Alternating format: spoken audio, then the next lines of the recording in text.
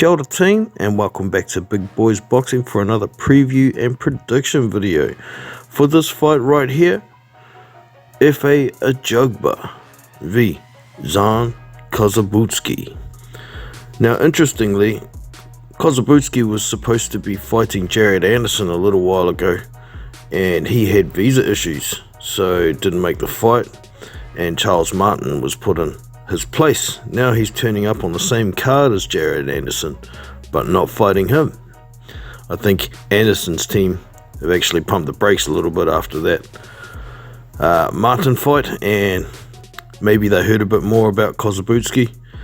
So anyways, let's look into these fighters, because this is going to be the most competitive fight this weekend in my opinion. It's a pick'em, so let's go. Efa Ajagba, 17-1 with 13 KOs. He is 29 years old. He is 6'6", orthodox, with a reach of 85 inches. His one loss was to Frank Sanchez by decision. Now Zhan Kossobutskiy is 19-0 with 18 KOs. He is 34 years old. He's from Kazakhstan.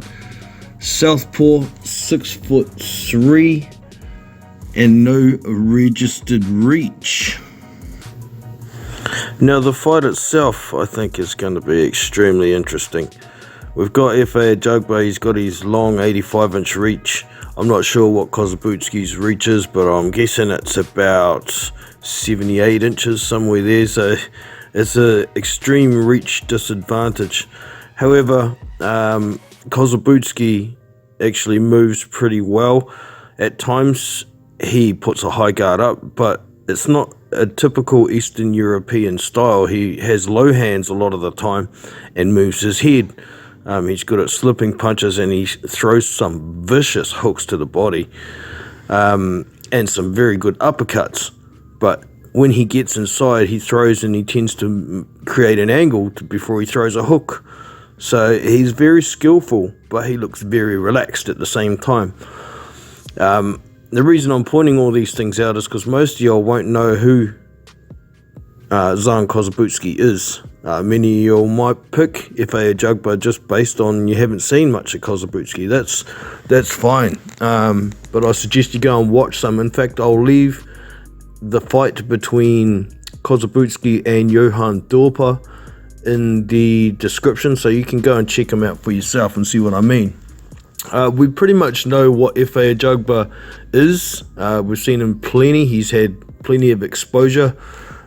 He's got a very good right hand. He's got a pretty heavy left hook, but he tends to plant his feet at times. Doesn't move that well. He moves well when he's not punching, but a very upright target, tends to lean back a bit and use his extremely long reach as his kind of distance buffer. But like I was saying, if you watch this video of Dorpa Kossobutskiy, he can close the gap on people who plant their feet pretty quickly, and he hits pretty hard. So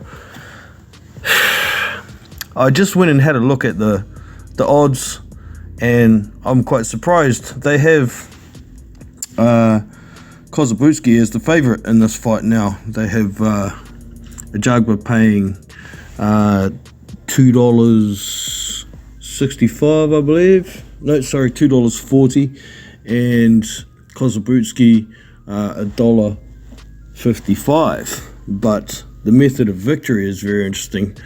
$4 for the knockout for Efa Ajagba, and $6 by decision. So that's 4-1 and 6-1. But Kossobutskiy is still paying $2.50 for a knockout and $3.75 by decision.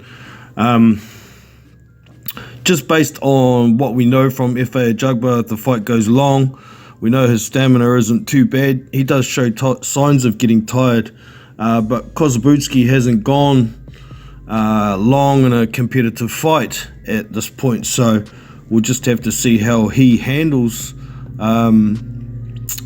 the early pressure. We're going to see some big shots probably thrown by Efa Ajagba in the first 6. But if Efa slows down some, I think that could be the point. Kossobutskiy could put his foot to the floor and see what he can do. I call him cruise control Kossobutskiy. I've pointed it out a lot of times. He seems so relaxed in there a lot of the time. His hands low when he's out of range, but he doesn't seem to get hit a lot. So yeah, when he puts his foot down, it tends to be over. So if he's got enough in the tank, it's possible he could stop Efa Ajagba. But my prediction for this, I think, is going to be Zhan Kossobutskiy on points.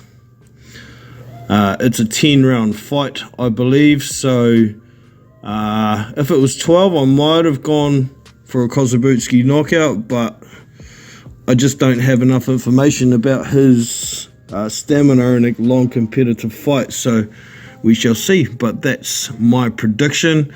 We might even see Efa Ajagba down in round 7 or 8, but I think he'll get up and last like he did against Frank Sanchez. I know Frank Sanchez got him a bit earlier, I think, when he knocked him down.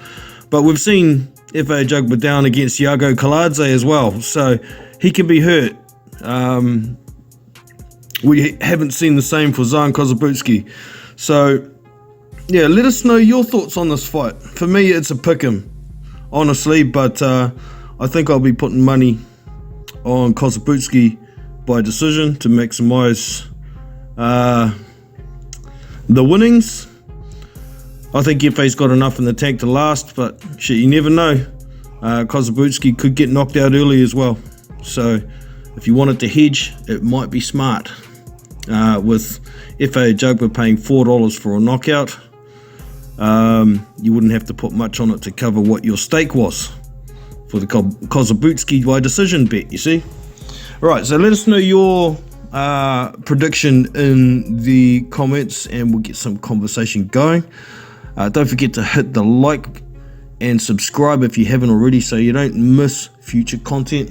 For now, until the weekend, this is Jono from Big Boys Boxing and I am out.